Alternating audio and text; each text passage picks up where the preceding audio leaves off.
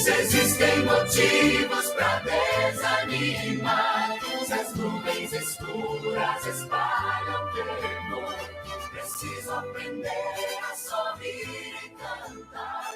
A minha esperança está no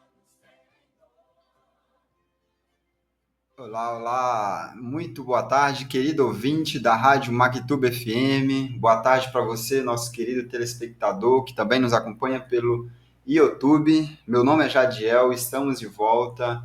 Está no ar o programa Momentos de Esperança. Estamos aí com uma série imperdível, que é a série de estudos da Palavra de Deus, Ouvindo a Voz de Deus. É uma série incrível, 27 temas, 27 encontros, e olha, passa rápido, viu? Nós já estamos aí hoje no tema 13º tema, falando sobre o juízo de Deus. Então vamos chegando, vamos se acomodando, pegando caneta, papel. Você que nos acompanha pelo YouTube, não esqueça, deixe um like pra gente, deixe também um comentário, se inscreva no canal, isso é muito importante para que essa mensagem chegue a mais pessoas, ao máximo de pessoas possíveis. Então, contamos com você e compartilhe com aquela pessoa que precisa ouvir mais sobre a voz de Deus, tá bom? E nós temos aqui de volta a pessoa muito especial, que é a Nayara Keffer, pela terceira vez, já vamos ter o terceiro tema com ela, né? Aqui ela trabalhando, explanando, explicando para a gente. E hoje, depois que a gente viu, Nayara, sobre o tema do santuário de Deus, a gente hoje vai entender, é como se fosse uma continuação daquele tema. Tem muita coisa que está ligada, a gente vai ver sobre o juízo, né? Porque a palavra de Deus fala de uma coisa que é certa. Todos nós, um dia, vamos passar pelo juízo de Deus. E aqui, antes de dar a oportunidade para a Nayara, a gente pode comprovar isso lá em Eclesiastes 12, que fala assim, ó, porque Deus há de trazer juízo todas as obras, até as que estão escondidas, quer sejam boas, quer sejam más. E isso foi em Eclesiastes. A gente vai para Romanos, também vai falar. Paulo diz o seguinte: pois todos compareceremos perante o tribunal de Deus. E aí fica a dúvida, Nayara, que é o que a gente vai estudar aqui, né? Como que vai acontecer esse juízo? Quem é o juiz? Quem é o advogado? Quem são, digamos, os réus? Como que vai ser esse processo? Então, seja bem-vinda, Nayara, mais uma vez, fica à vontade. Muito obrigada, Jadiel. Boa tarde para você que está em casa, você que está assistindo a gente no YouTube. É um prazer muito grande estar aqui de volta e para falarmos de um assunto tão importante, né? E justamente como você falou, quando nós pensamos em juízo, a gente pensa no tribunal daqui da Terra, né? E realmente a gente vai ver que muitas das figuras que a gente vê no tribunal aqui, né? A gente tem o juiz, a gente tem o advogado, a gente tem o réu, o promotor. Então a gente vai ver que muitas dessas coisas a gente vê também, né? A Bíblia dá indícios desse juízo final. Jadiel, hoje o nosso estudo, eu posso dizer que vamos dividir ele em duas partes, tá? A gente vai estudar bastante momentos proféticos, tá? Passagens proféticas, a gente vai estudar algumas passagens de Daniel e Apocalipse. Se você que está em casa não sabe, né? A Bíblia é dividida uma parte profética, tá? Tem os evangelhos também. Então, a gente vai estudar um pouquinho sobre as profecias, tá? Que envolve, para a gente entender essa parte do juízo. O tema do sábado passado, por que ele foi primeiro? Para a gente entender o juízo, a gente precisa entender o santuário. Então, se você quiser dar uma olhadinha, tá no nosso canal disponível, tá? No canal Mactub Perdões e também Adventistas Perdões, tá? E aí você consegue olhar e ter um embasamento melhor para as coisas que a gente vai falar hoje. E aí a segunda parte, Jadiel, é sobre justamente como que é dividido esse juízo. Quem é o juiz, quem é o advogado, quem seria as pessoas ali que iriam participar desse julgamento, tá? Então, você que está em casa, você é super convidado a participar com a gente e acompanhar com a gente, porque a resposta de todas as perguntas que nós vamos fazer aqui, elas vão ser respondidas pela Bíblia, tá? Nós estamos aqui apenas para guiar, né, e sermos aqui, de certa forma, direcionadores do tema, mas a resposta mesmo, ela vem da Bíblia Sagrada.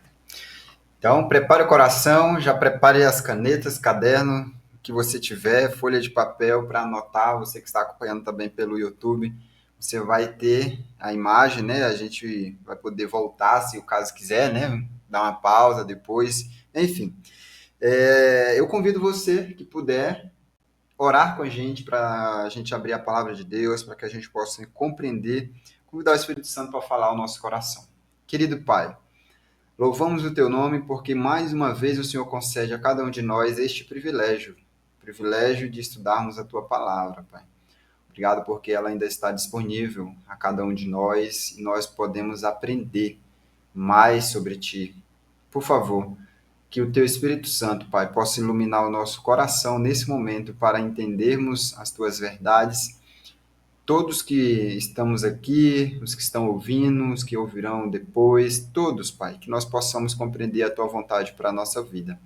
Esteja abençoando de forma muito especial todos que estão ouvindo esta programação, este tema que é extremamente relevante, que o Senhor possa abençoar a vida de cada um, os seus familiares, abençoe essas pessoas na medida daquilo que precisam. Nós entregamos em tuas mãos, pedimos essas bênçãos e te agradecemos em nome de Jesus. Amém. Nayara, para a gente começar falando sobre esse tema, a gente tem como ponto de partida a ascensão de Jesus.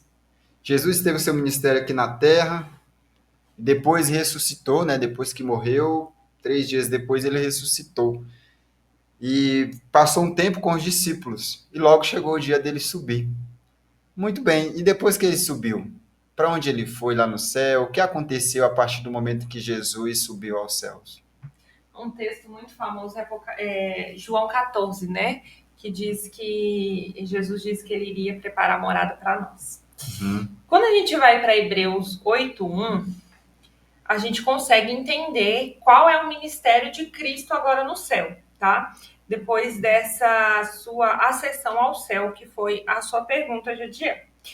Hebreus 8, de 1-2, diz o seguinte: ora, o essencial das coisas que temos dito é que possuímos tal sumo sacerdote que se assentou à destra do trono da majestade nos céus, como ministro no santuário e no verdadeiro tabernáculo que o Senhor erigiu e não o homem.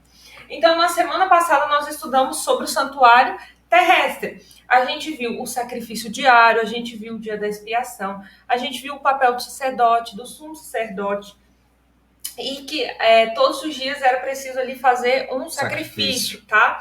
Esse sacrifício representava quem? A Jesus. Cristo, né? A Cristo que viria morrer, o verdadeiro Cordeiro que deu a vida por nós. Porém, o que Hebreus está falando aqui? O livro de Hebreus ele vai falar muito sobre isso, principalmente o capítulo 8 e o capítulo 9, sobre o santuário celestial. Ele nos diz aqui que Jesus foi para um santuário, um tabernáculo, onde não foi construído por mão humana, mas sim que o Senhor erigiu. Ou seja, existe um santuário celestial, tá? O santuário terrestre, aquele lá do período da época de Moisés, que Moisés, né, teve uma visão para construir o santuário, ele era apenas uma cópia, apenas um simbolismo para mostrar que um dia Jesus viria e morreria por nós, tá? Uma prova disso, se a gente continuar aí, ainda no capítulo 8, no verso 5, diz assim: os quais ministram em figura e sombra das coisas celestes, assim como foi com quem? Com Moisés, divinamente instruído, quando estava para construir o tabernáculo, pois diz ele: vê e faça todas as coisas de acordo com o modelo que te foi mostrado no monte. Então, quando Deus pediu para Moisés construir um tabernáculo, o santuário, ele mostrou o modelo. Qual modelo que ele mostrou? O que Hebreus está falando. Então, o modelo celestial. Que o Senhor erigiu, né? Que o Senhor erigiu. Muito bom. Sem auxílios de mãos humanas, tá? Sem mãos humanas, aqui o verso diz. Então, Jadiel, Jesus, ele foi para esse santuário celestial, tá? E a gente vai entender o que está acontecendo nesse santuário. Porque a gente tinha alguns rituais que aconteciam ali que a gente viu no santuário. O sacrifício, o dia da expiação, a gente tinha, né, como eu já falei, o sumo sacerdote, tá? Então, mas respondendo a sua pergunta, resumindo, Jesus foi fazer uma obra no santuário celestial, segundo o que lemos aqui em Hebreus. A Bíblia, Nayara, ela fala de um período de 2.300 anos, né? Ou 300 dias. Sim. E aí, a gente fica naquela dúvida, né? O que tem a ver esses 2.300 dias com essa parte do juízo? E essa é uma parte interessante, porque aí lembra que eu falei lá no início que a gente ia estudar uma parte desse estudo de uma profecia? E aí eu gosto bastante de estudar profecia, mas a profecia ela não é tão fácil de entender. Por quê? Porque ela foi escrita em simbolismo. Então, a profecia a gente tem que entender como um quebra-cabeça. Como que resolve um quebra-cabeça? Tem que juntar você pega parte uma por pecinha parte. aqui, você pega outra pecinha ali, tá? As profecias, a gente interpreta ela com toda a Bíblia, tá? Todo o restante da Bíblia. Então, a gente vai entender agora o que tem a ver esses 2.000, né? Porque a Bíblia fala aqui 2.300 tardes e manhãs. Acompanhe aí na sua Bíblia, por favor. Daniel 8,14 diz: Ele me disse, até 2.300 tardes e manhãs, e o santuário será purificado. Vamos até o verso 17. Agora o verso 15. Havendo eu, Daniel, tido a visão, procurei entendê-la, e eis que me apresentou diante um como aparência de homem, e ouvi uma voz de homem de entre as margens do Ulai, né, o qual gritou e disse: Gabriel, dá a entender a esta visão. A este a visão, né? Veio, pois, para perto de onde eu estava. Ao chegar ele, fiquei amedrontado e prostrei-me com o rosto em terra. Mas ele me disse: Entende, filho do homem, pois essa visão será referente ao tempo do fim. Então, Daniel teve essa visão e tinha ali um período de 2.300 tardes e manhãs. Daniel ficou preocupado, né? E ele queria entender aquilo ali. E veio, né, ainda em visão, e disse aqui, ó, entende, filho do homem, pois essa visão será referente ao tempo do fim. Então, não seria para o tempo de Daniel, seria para um tempo futuro, tá? Mas o que seriam essas 2.300 tardes e manhãs? Queridos, quando a Bíblia fala tardes e manhãs, a gente volta lá para Gênesis. Lembra que eu falei que é um quebra-cabeça que a gente vai montando ali, montando aqui para entender. E a própria Bíblia, ela traz, né, o que significa cada símbolo, né? Exatamente. Eu gosto de falar que é um caça-tesouros também. Um caça-tesouros você tem que fazer o quê? Não sei quem já brincou de caça-tesouro, e aí você tem que ir, né, indo atrás das pistas até você achar o tesouro. Isso mesmo. E aí, toda vez que a Bíblia fala, Jadiel, de tardes e manhãs, a gente lembra lá de Gênesis. Houve tarde e manhã o primeiro dia. Houve tarde e manhã o segundo na criação, né? dia. Lá na criação, exatamente. Em Gênesis 1.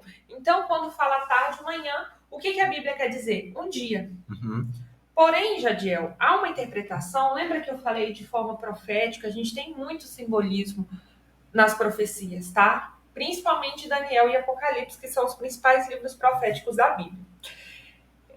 Quando nós falamos aqui de dias, a gente entende, e eu vou explicar mais na frente por quê, que esses 2.300 dias, né, tardes e manhãs, simbolizam anos, porque a Bíblia já usou essa referência no passado, tá? E nada é novo na Bíblia, tá?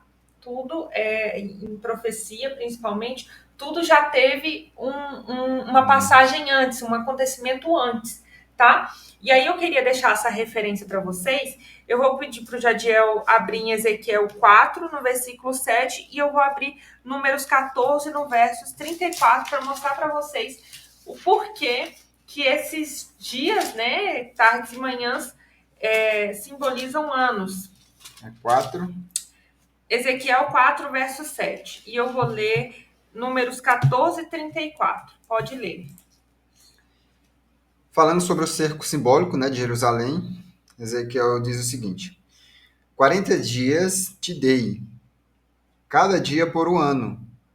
Voltarás, pois, o rosto para o cerco de Jerusalém, com teu braço descoberto, e profetizarás contra ela.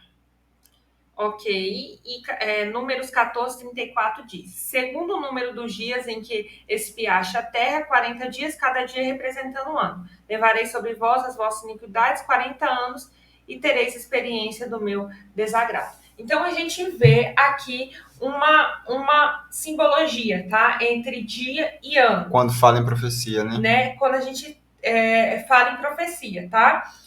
Por que que a gente entende? Vocês vão ver que quando a gente considera 2.300 anos, a gente entra nas profecias das 70 semanas proféticas e a gente consegue ver pelos acontecimentos que Daniel não estava se referindo aqui a dias, mas sim a anos. Mas, Nayara, por que que não foi escrevido anos? Queridos, as profecias, tanto de Daniel e Apocalipse, elas são reveladoras para o tempo do fim, tá? Para o tempo que a gente vive hoje. Então, ela fala de muitas coisas, de poderes, né, que dominam o mundo. Então, para você entender o Daniel, o livro de Daniel e o livro de Apocalipse, você precisa em oração, tá? Não é uma coisa, por exemplo, que a gente lê a história de José do Egito. A gente lê e entende, né? Profecia não é assim. Você precisa ir lá, vincar um pouco ali, um pouco aqui. Muita oração para a gente poder entender, tá? Então, a gente vai ver mais sobre isso. E já aproveitando, Jadiel, com a sua licença, a gente já entra um pouquinho na pergunta 3 e depois a gente volta nessa pergunta 2 sobre quando que se inicia esses 2.300 dias, anos, tá? Para vocês entenderem quando que inicia, porque se a gente sabe o início, a gente sabe o final, certo? Se são 2.300 anos, se a gente tem o início do ano, do primeiro ano que conta, a gente vai saber o final. E a Bíblia, ela fala isso, tá? Por isso que eu amo profecia, porque ela vai contando vários acontecimentos históricos que já aconteceram, que estão acontecendo. Vamos lá. Daniel ainda, tá? Se tiver aí no livro de Daniel. E eu queria falar para vocês que estão acompanhando aí no YouTube ou mesmo ao vivo aqui na rádio, a gente vai deixar o link desse material que a gente está estudando para depois você pegar os textos e conferir, tá? É muito importante que você estude aí, pegue a sua Bíblia, né, e acompanhe todos os textos que nós estamos falando aqui. Se você quiser também, a gente tem esse material físico para enviar para você, tá? Justamente para você acompanhar todos os textos e tapar do que a gente está estudando aqui. Já abriu aí a sua Bíblia? Daniel 9, dos versos 24 ao 27. Eu vou fazer o seguinte, a gente vai ler... esse é o contexto das 70 semanas. A gente vai lendo pausadamente, eu vou explicando. Deixa marcado aí, porque enquanto a gente vai ler, a gente vai em outros textos também, tá? No início diz: 70 semanas estão determinadas sobre o teu povo e sobre a tua santa cidade, para fazer cessar a transgressão, para dar fim aos pecados, para expiar a iniquidade, para trazer a justiça eterna, para selar a visão e a profecia, e para ungir o santo dos santos. Ok, 70 semanas, ok? Aí diz assim: sabe e entende, desde a saída da ordem para restaurar e para edificar Jerusalém, até a ungido. Vamos parar aí. O que diz aí? Quando que inicia as 70 semanas? A partir do momento que for autorizado a edificar a cidade de Jerusalém. Jerusalém estava destruída, Jerusalém tinha sido invadida. E ali, a gente não vai ler agora, mas você pode acompanhar em Esdras 7, depois com calma você lê. Jerusalém estava derribada. E tem autorização, né, pelo rei Artaxerxes, e ele libera ali a restauração da ordem para a restauração de Jerusalém. Em que ano foi isso? 457 a.C.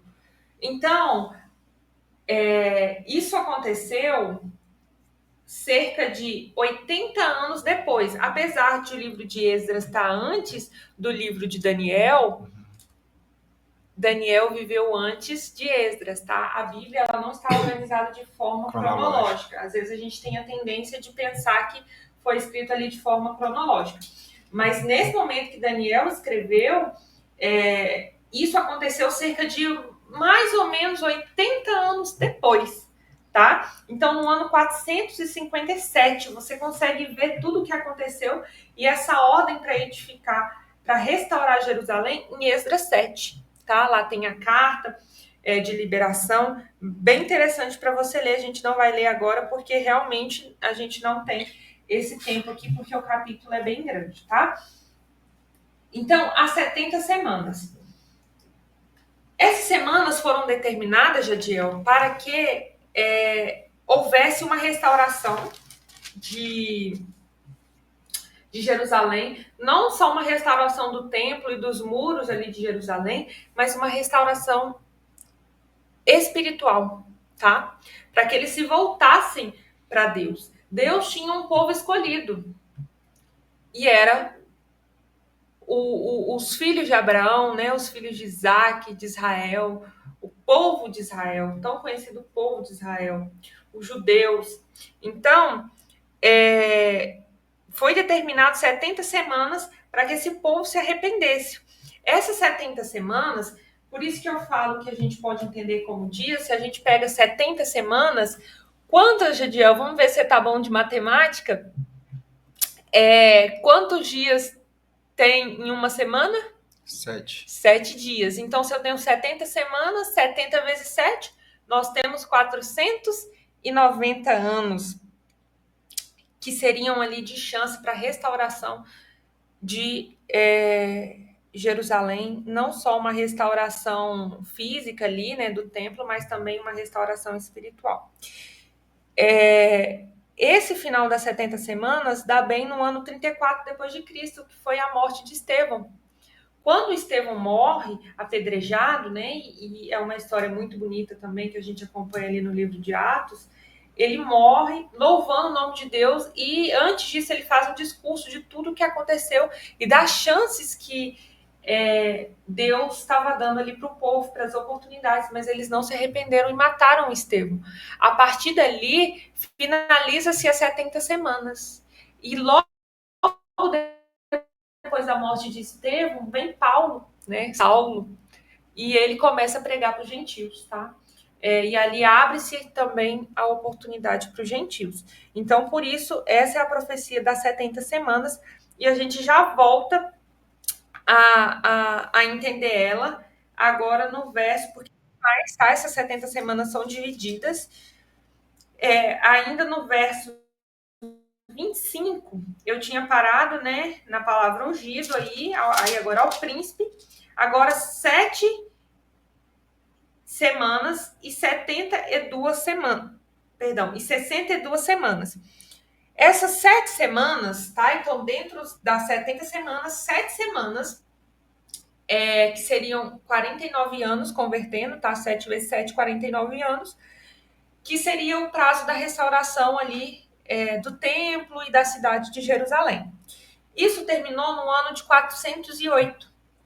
Algo interessante, não sei se você está lembrado aí da sua aula de história, né, quando a gente estava na escola, mas antes de Cristo, a contagem é decrescente, tá? Hoje a gente conta, né, 2025, 26, 27, 28, 2029, né?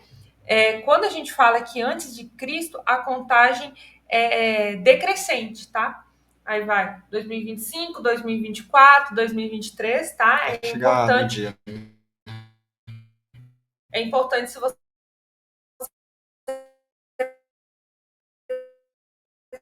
tentar fazer essa conta aí na sua carta, você considerar que essa contagem era decrescente, tá bom?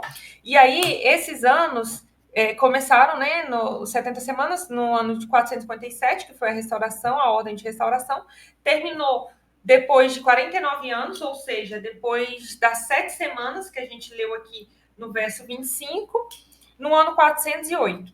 Depois, o verso fala de 62 semanas. E a praça e as circunvalações se reedificarão, mas em tempos angustiosos. Essas 62 semanas, quando a gente converte em anos, elas dão exatamente 434 anos, que é do ano 408, onde foi o período em que Jerusalém terminou de ser restaurada ali, reconstruída, até o batismo de Jesus, que foi onde começou o ministério de Cristo, certo?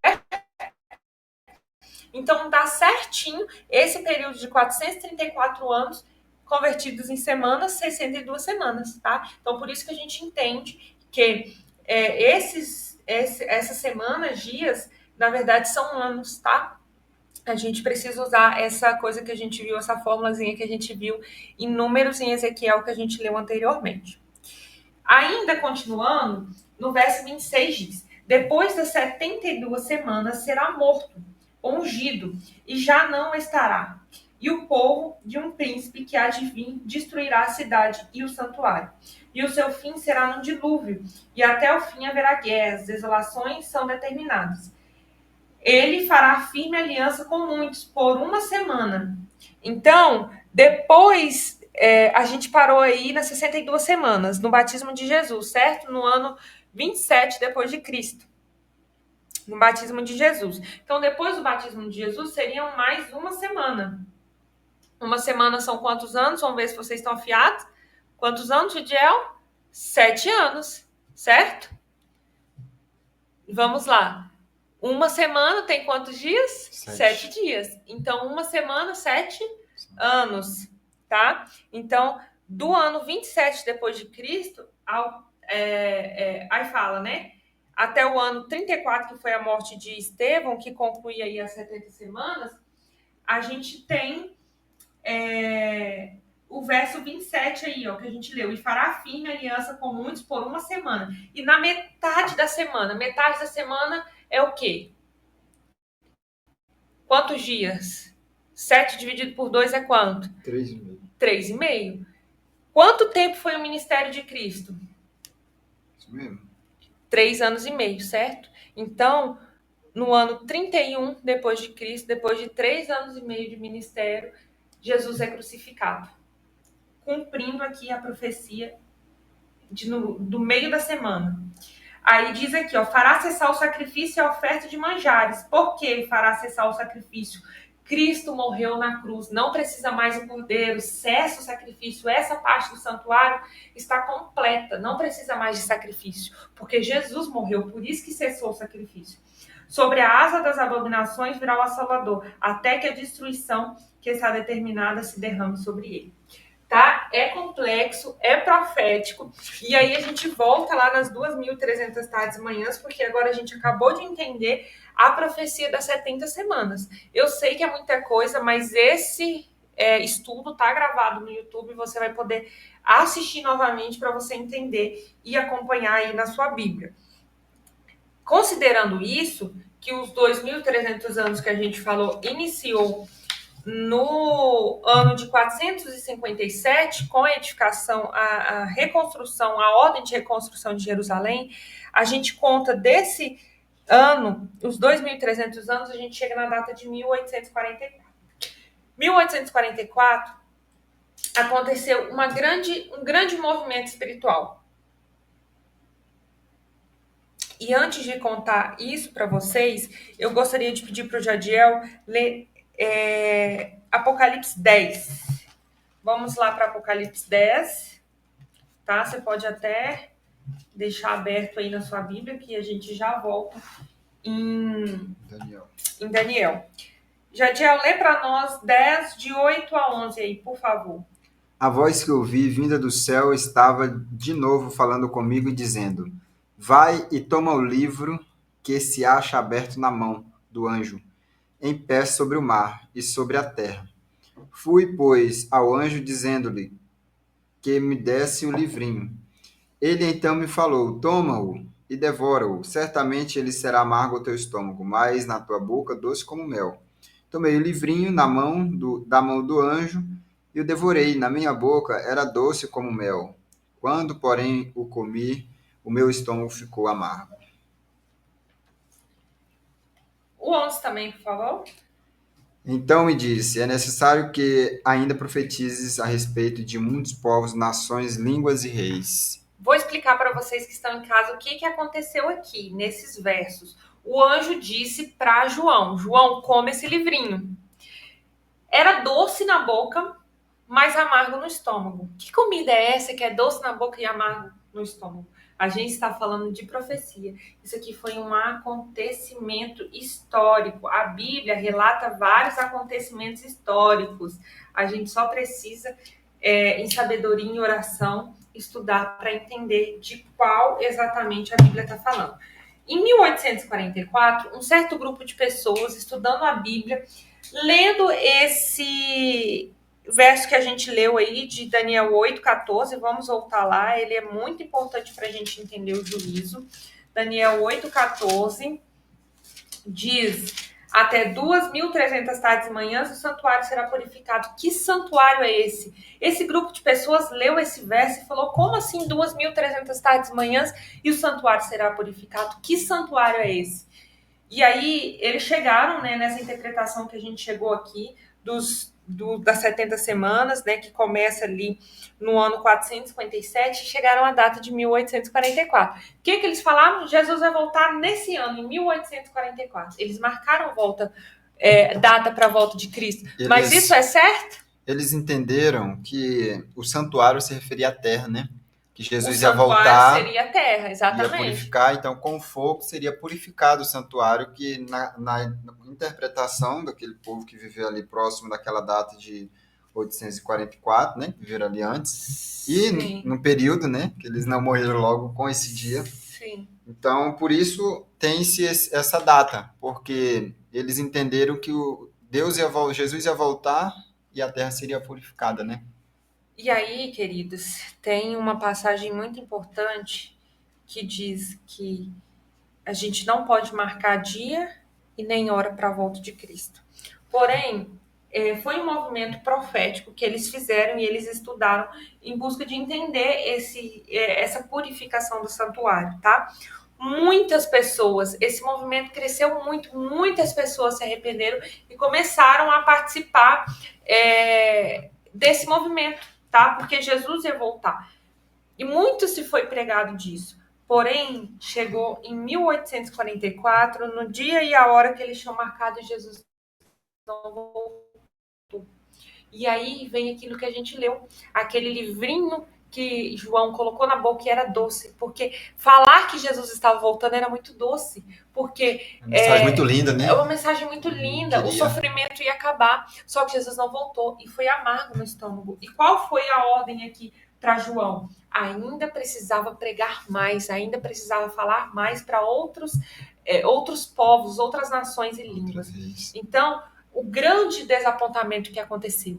Aí, muitas dessas pessoas que estavam ali apenas por conveniência, né? Porque Jesus estava voltando, então elas tinham que ter um arrependimento, porque senão elas iam se perder. Muitas abandonaram. E um pequeno grupo de pessoas continuaram estudando para entender qual era esse santuário que seria purificado. Opa, o santuário não era terra, não era com a volta de Cristo esse, mas sim o que a gente estudou lá em Hebreus, o santuário celeste. A purificação do santuário seria o momento da expiação. Lembra que a gente estudou no sábado passado sobre o momento da expiação? A cada dia 10 do sétimo mês, lá no antigo Israel, uma vez no ano apenas, tinha o dia da expiação, tá? Onde o sumo sacerdote entrava no lugar santo dos santos, no santíssimo, tá? E havia a purificação. Se esse santuário, como a gente viu lá em Hebreus, era uma cópia do santuário celestial, também haveria esse dia de expiação. E aí aqui fala que o santuário seria purificado. O dia que seria de purificação, que era um dia chamado de juízo no antigo Israel, era o dia da expiação. Então, a partir desse momento de 1844, começa-se o dia de expiação No céu, no um santuário santuário celeste. celestial. Então, não era algo referente à volta de Cristo, né? Mas Jesus ali começaria a parte de uma outra etapa, né? No Santos dos Santos, uma outra etapa do juízo, né? Como... A gente viu na semana passada que o santuário ele tem várias etapas, né?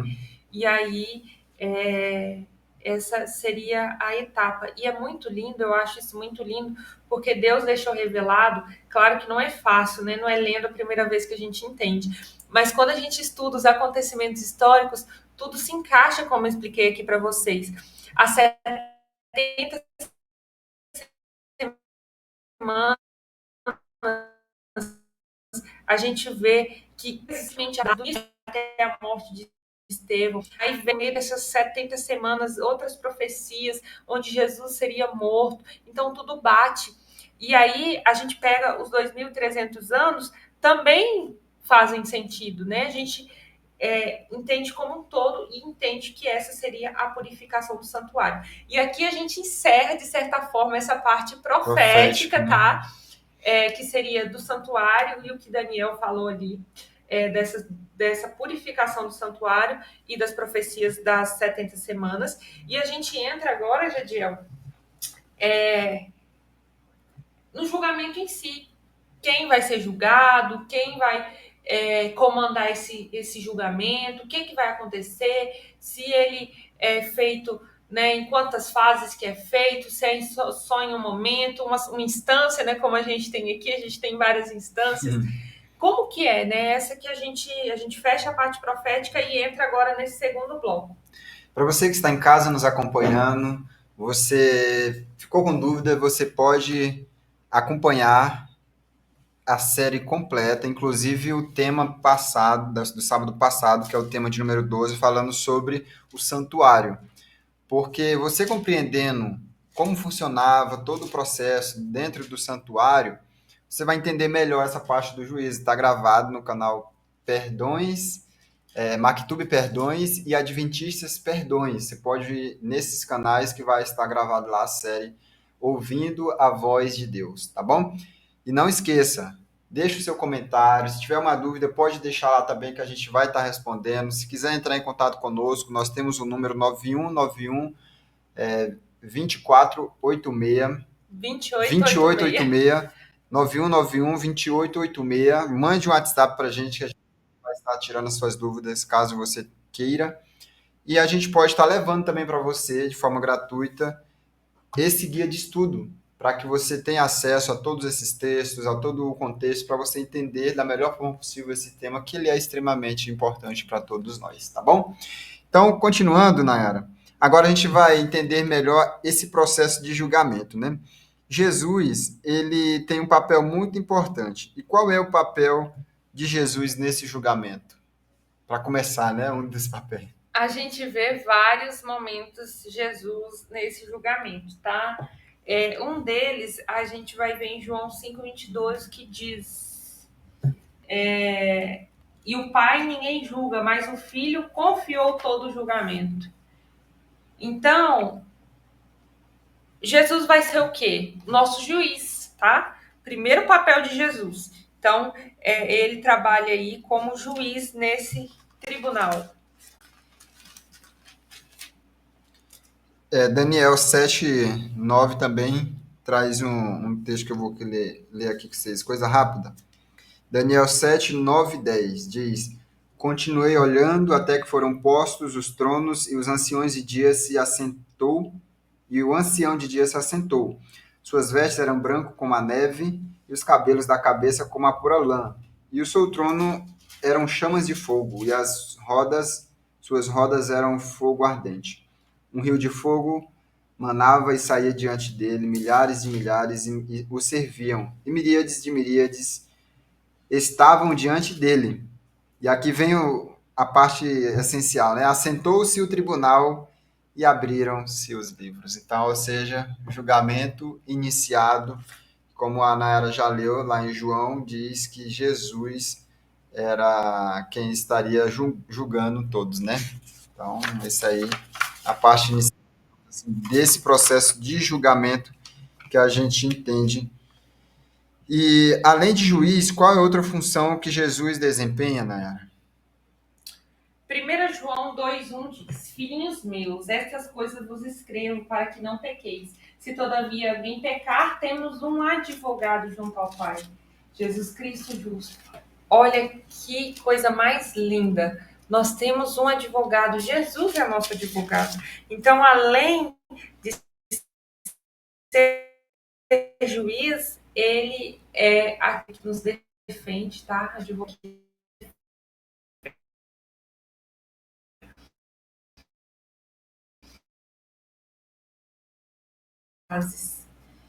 Três momentos, tá? Baseado na Bíblia. A gente já viu o primeiro, que é o de investigação. Você acabou de ler Daniel aí e abriu-se os livros. Então, a partir dessa data, depois do final dos 1.300 anos, que dá exatamente 1844, e o santuário será purificado, que é onde Jesus entra no lugar santo dos santos, no lugar santíssimo do santuário, começa-se o juízo de investigação. Então, quando fala abrem-se os livros, todos os nossos nomes, todas as pessoas têm nome nesse livro, tá? Todas as nossas obras estão registradas.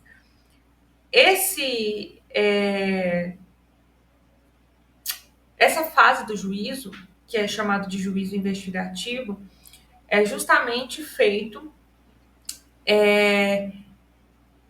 para que, né, passe ali todas as obras de todos e todos sejam julgados por suas obras. Aqueles que fizeram coisas boas e aqueles que fizeram coisas ruins. E aqui é interessante que diz a importância de Jesus como nosso advogado, né? Porque todos nós erramos, todos nós pecamos, mas nós temos um advogado que intercede junto ao Pai para nós. A segunda fase... Rapidinho, nós temos então a primeira fase que começou em 1844, né? Como a gente viu em Daniel 8 e Daniel 9, tá? A gente estudou isso e que iniciou no final do período de 2.300 anos. Ou seja, que está sendo avaliado de lá para cá todos os atos dos seres humanos, né? Isso. Então, é a primeira fase que a gente conhece como o juízo investigativo, né? Está analisando todas as ações dos seres humanos, desde Adão, digamos assim, até os dias que vai encerrar essa primeira etapa, né?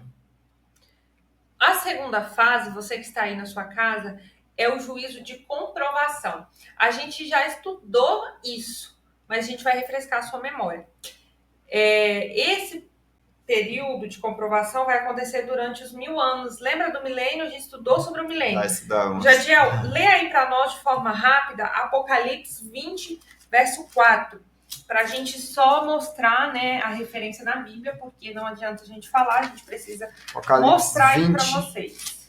E o verso 4 diz o seguinte: Vi também tronos, e nestes sentaram-se aqueles os quais foi dado autoridade de julgar. Vi ainda as almas dos decapitados por causa do testemunho de Jesus, bem como por causa da palavra de Deus, tantos quantos não adoraram a besta, nem tampouco a sua imagem, e não receberam a marca na fronte e na mão, e viveram e reinaram com Cristo durante os 1.000 anos. Então, durante esses 1.000 anos, vai se dar o poder para que essas pessoas salvas julguem. Em 1 Coríntios 6, no verso 12, diz que a todos os santos será dado o poder de julgar. Que julgamento será esse? Mas já não teve um julgamento antes por Cristo? Esse será um julgamento de comprovação. Esses 1.000 anos, se você não viu, tem também registrado já no nosso canal. A gente vai passar 1.000 anos no céu comprovando o julgamento feito por Cristo. A gente vai ver e a gente vai entender o porquê que uma pessoa não está lá, por exemplo, né? Uma pessoa que talvez você julgava ser uma pessoa boa e ela não vai estar lá. A gente vai entender por que todas as pessoas vão estar lá? Por que que nós, né, vamos estar lá? Então, isso vai ser um juízo de comprovação, tá? E ele Para vai as pessoas. acontecer durante 1000 anos. Ele vai interferir em alguma coisa? Não, porque já vai estar julgado. A gente só vai Entender, é isso que eu ia falar. o porquê desse julgamento. O porquê que o Jadiel vai estar lá, o porquê que a Nayara vai estar lá, o porquê que o meu vizinho vai estar lá, o porquê que fulano não vai estar. A gente vai entender e vai aceitar também, né? Diante de todas as pessoas ali, vão ser mostradas as oportunidades que as pessoas tiveram, né? Isso mesmo. Exatamente. Muita coisa boa, né? E tem o final, né? Você vai falar do juízo final? E a terceira parte do juízo, tá? O juízo dividido em 3 partes. A terceira parte é de execução, aonde vai acontecer após uns 1000 anos, e aí vai ser da sentença, da execução. Aqueles que fizeram as coisas boas vão estar na Nova Jerusalém, na nova terra que vai descer do céu. Essa terra vai ser purificada, tá? E a Nova Jerusalém vai descer e nós vamos morar, habitar novamente nessa terra em que a gente habita, mas sem pecado, sem sofrimento, sem dor.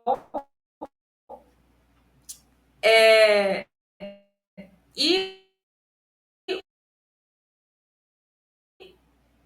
aqueles que não pecaram lá, elas vão sofrer o juízo, né? E aí o Jadiel vai ler para nós aí Apocalipse 20, do verso 7 ao verso 10, para a gente comprovar aquilo que a gente está falando aqui. Quando, porém, se completarem os 1000 anos, Satanás será solto da sua prisão e sairá a seduzir as nações que há nos 4 cantos da terra, Gog e Magog, a fim de reuni-las para a peleja. O número dessas é como a areia do mar.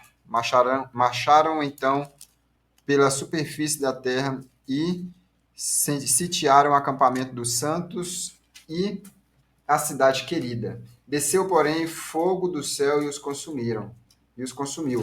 O diabo, o sedutor deles, foi lançado para dentro do lago de fogo e enxofre, onde já se encontram não só a besta, como também o falso profeta, e serão atormentados de dia e de noite pelos séculos dos séculos.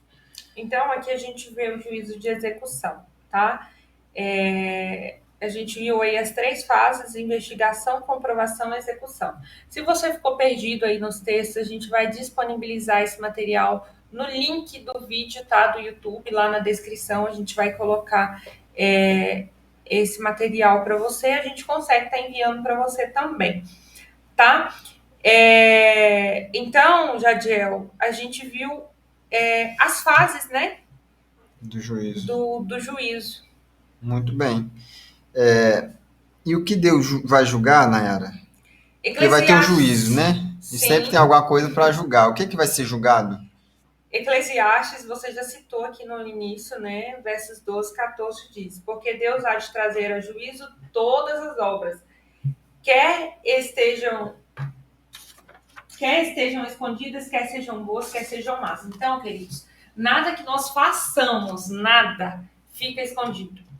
Até um sorriso que você dá, um bom dia que você dá na rua, né, para o seu vizinho, quando você é gentil, tudo é registrado, tudo é registrado. Também aquelas coisas, aqueles pecados que estão escondidos, aqueles pecados que nós temos que se arrepender, que ninguém sabe, às vezes nem as próprias pessoas que moram em nossas casas, as pessoas mais próximas sabem, mas Deus sabe e Ele vai julgar todas as coisas, Todos. né?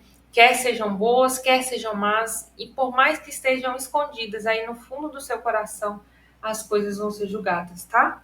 Então, a resposta, né? Todas as coisas serão julgadas.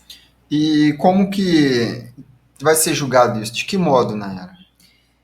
Lê para nós, Jadiel, Apocalipse 20, no verso 12, por favor. 20, verso 12 diz: vi também os mortos, os grandes e os pequenos, postos em pé diante do trono. Então se abriram os livros, ainda outro livro, o livro da vida foi aberto e os mortos foram julgados, segundo as suas obras, conforme o que se achava escrito no livro. Então quer dizer que tem livros no céu que anotado as obras do povo? Seria isso, né? Sim, nós temos livros, né? O mais conhecido dele é o livro da vida. Então, todas as nossas coisas estão registradas nesses livros. Então, quando ele fala todas as obras, quer boas, quer más, ou seja, tudo está registrado Tá nos tudo livros. registrado, tudo registrado. Interessante. Então a gente não vai poder, infelizmente, queridos, às vezes a gente tem o julgamento da terra e tem injustiças, né? Nem sempre é o mais justo. Às vezes algumas pessoas são condenadas mesmo sendo inocentes, mas isso não vai acontecer no juízo final, nesse julgamento final, tá? Porque Deus é onisciente, onipresente E é justo, né? e justo. É essa parte principal. Ô, Nara, e vai aparecer só alguns? Alguns só vão ser julgados? Ou será todos? Como que vai ser essa parte? Jadiel, você me perguntando isso, né? E aí lembrando já da justiça desse mundo, muitas pessoas às vezes cometem crimes e conseguem às vezes por Fugir. poder político ou financeiro, né? Consegue às vezes escapar, né? Não A ser sentença, julgado ou a sentença ser mais leve, ou às vezes até absolvido. tem uma sentença, né? Mas passa poucos anos e já está de volta à Às sociedade. vezes paga uma fiança, né? Paga uma fiança, Nem então fica preso. será que nós vamos ter essas brechas, digamos assim? Responde essa pergunta para nós o verso que está em 2 Coríntios 5,10, que diz: porque importa que todos nós compareçamos perante o tribunal de Cristo, para que cada um receba segundo o bem ou o mal que tiver feito por meio do corpo. Então, querido, seja rico, seja pobre, seja pessoa que acredita em Deus e que não acredita em Deus, todas as pessoas boas e ruins, não vai ter classe, não vai ter diferença. Todas as pessoas, não vai credo, ter social, nada. crença religiosa, todas as pessoas vão comparecer diante desse tribunal de Cristo para serem julgadas. E o que a gente precisa fazer, né, para que já, digamos assim, tenha um bom julgamento no céu? Vamos trazer dessa forma. Será que tem alguma coisa, né? Romanos 8,1 diz: agora, pois, já nenhuma condenação há para os que estão em Cristo Jesus. Então, nós, queridos, você que está na sua casa, você que está nos acompanhando, às vezes, quando nós falamos de juízo, às vezes isso nos preocupa, né? E, infelizmente, tem algumas pessoas que vêm a Cristo, às vezes frequentam uma igreja, com medo do juízo. E essa não é a forma certa, tá? De virmos a Deus, a Jesus Cristo. A Bíblia nos diz que não há condenação. Mesmo a gente pecando todos os dias, a gente entregando, a gente nós nos arrependendo e confessando e mudando, né, os nossos caminhos e buscando uma santificação diária, não há condenação, não há o que nos preocuparmos, porque nós estamos do lado certo. Mas nós temos que ser sinceros. E mesmo aquele pecado mais difícil, aquilo que está escondido no seu coração, a gente deve levar a Cristo, pedir perdão e pedir forças para que a gente possa mudar e abandonar o pecado. Quando nós fazemos isso, a gente não precisa se preocupar, porque não há, Jadiel, nenhuma condenação para nós. Cristo, ele pode, né, através da morte dele, substituir toda a nossos pecados, né?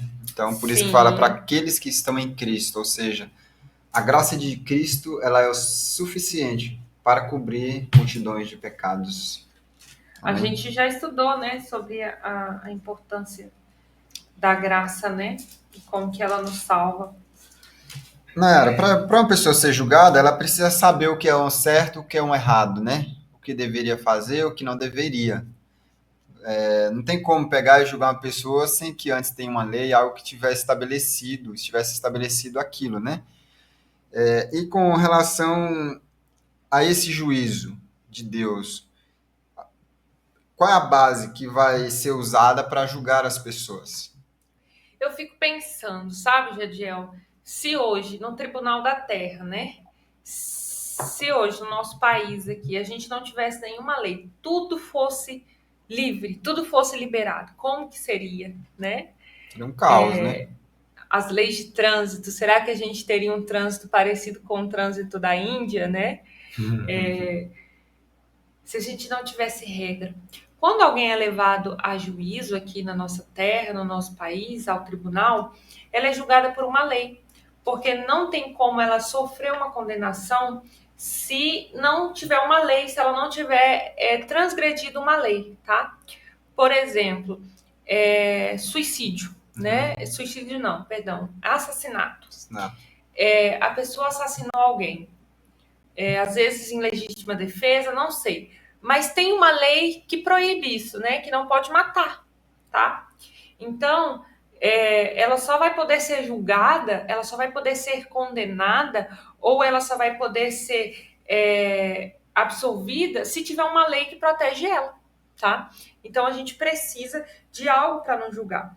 E o julgamento, o Tribunal Celestial, o Tribunal de Cristo, também é regido dessa forma. Quer ver na Bíblia? Lê para nós aí, hoje Jadiel, vi que você já abriu, Tiago 2, dos versos 10 e 12, por favor. Tiago 2, 10 ao 12, diz assim: Pois qualquer que guardar toda a lei, mas tropeçar em um só ponto, se torna culpado de todos.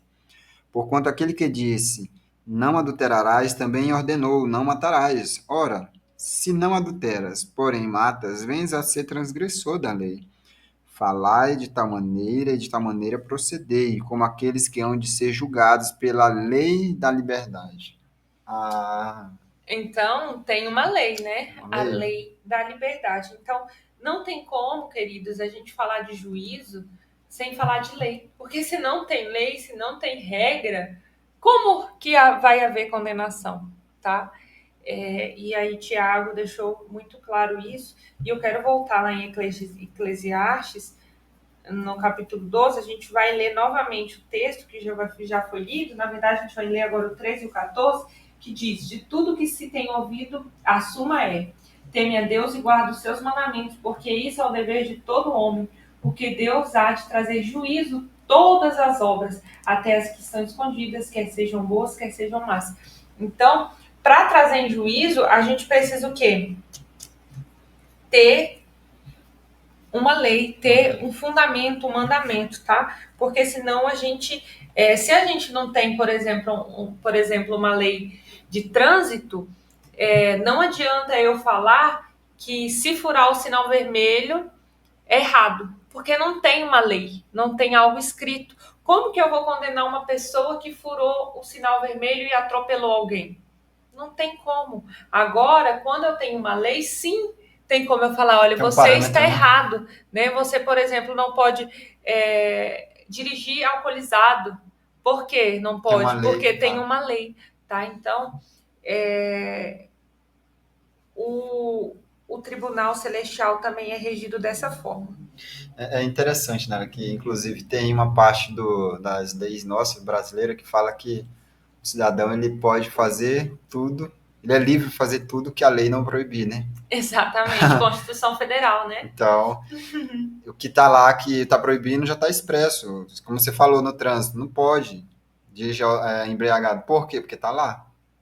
Então, é interessante isso. E outro ponto que chamou a atenção, que eu gostaria de enfatizar aqui com nossos queridos ouvintes, quem estão nos assistindo também, os telespectadores, que é o finalzinho do verso 12, né? Que diz assim, ó, falar de tal maneira procedei como aqueles que hão de ser julgados pela lei da liberdade.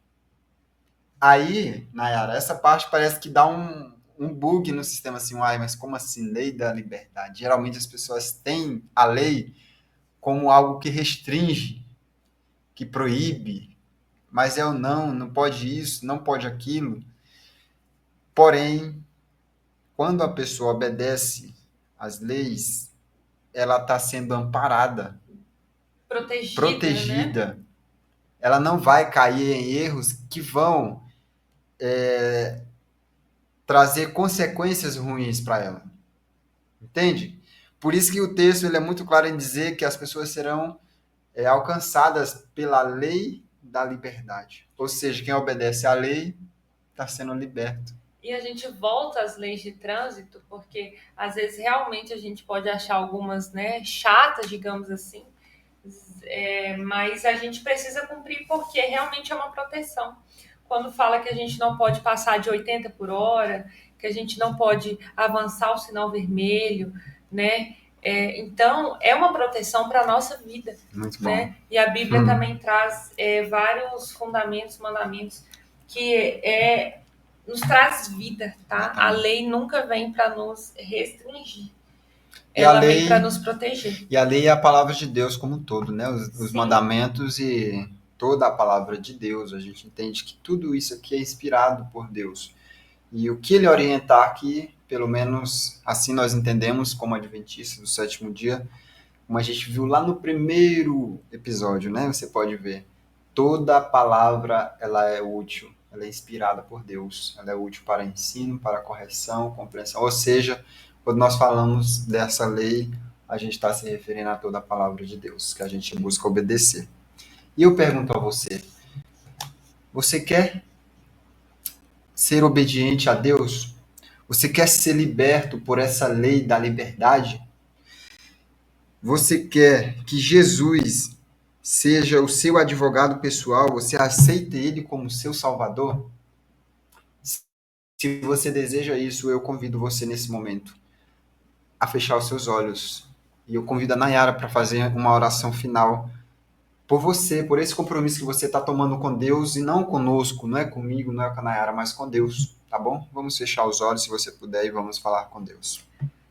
Amado Deus, agradecemos ao Pai por mais um momento aqui estudando Tua Palavra. Que o Senhor, ó Pai, abençoe de forma especial todos os Teus filhos que estão escutando essa palavra neste momento, Senhor. Nós estamos aqui como ferramentas do Senhor. Nós pedimos a Ti, ó Pai, como advogado, interceda por nós, que o Senhor tenha misericórdia de nós, que possamos nos arrepender, ó Pai, dos nossos pecados e que a nossa sentença seja ficar do lado do Senhor eternamente. Amém. Sim. Eu peço a Ti, Senhor, que aqueles que estão em casa, ouvindo, acompanhando essa série, que se tiver algo, ó Pai, que precisa de arrependimento, que precisa de mudança, que o Senhor possa, Pai, enviar o Teu Santo Espírito e insistir ao coração dessa pessoa, dar força para a mudança. Ó Deus, eu peço a Ti de forma muito especial também, que nos acompanhe o restante desse dia, que o Senhor esteja presente, nos abençoando. Nós pedimos isso em nome de Jesus. Amém. Muito bem, chegamos ao final de mais um encontro. Não saia, que eu tenho uma surpresa boa para você agora, tá bom?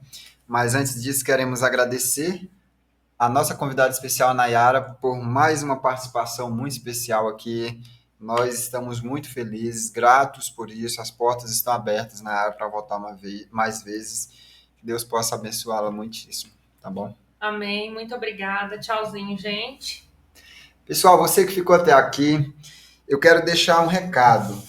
2, na verdade. O primeiro é que no próximo sábado nós teremos o 14º encontro com o tema As Leis na Bíblia. Então a gente vai entender um pouco sobre lei moral, lei cerimonial, vai ser muito interessante. A gente vai ver um pouco de cada, né, para a gente entender melhor, tá bom? Então não perca. O segundo você que ficou até aqui, nós temos 2 brindes especiais para 2 pessoas que mandarem um oi para a gente.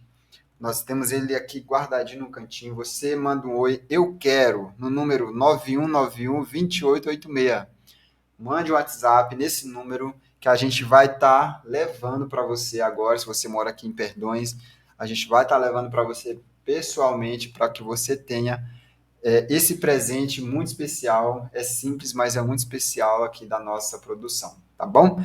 O número vou repetir, 9191-2886. Então, mande um WhatsApp para a gente que a gente vai fazer questão de levar pessoalmente para você. Tá bom? E nós temos também, Nayara, um convite especial para aqueles que estão nos acompanhando. Nós vamos ter a nossa Semana Santa aqui na Igreja de Perdões, na Igreja Adventista de Perdões.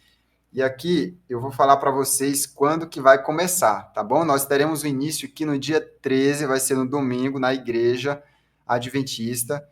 Para quem mora aqui em Perdões, vou falar de forma mais clara, eu acho que vai ficar mais fácil de entender, é na rua de baixo ali do restaurante do Quincão, no Vila Nova. Então, vai começar a partir das 19h30, no dia 13, domingo. Amanhã. Então, vai até o dia 20. Então, não percam. Vai ser uma semana de muita bênção e você é nosso convidado especial, tá bom? Então, compareça, esteja conosco. Vamos louvar, adorar o nosso Deus e você está convidado, tá bom? Fica com Deus. Então, nos próximos 10 minutinhos aí, aqueles que mandarem eu quero, os 2 primeiros vão estar recebendo um brinde todo especial. Agradecemos, desejamos a todos uma boa tarde. Fica com Deus.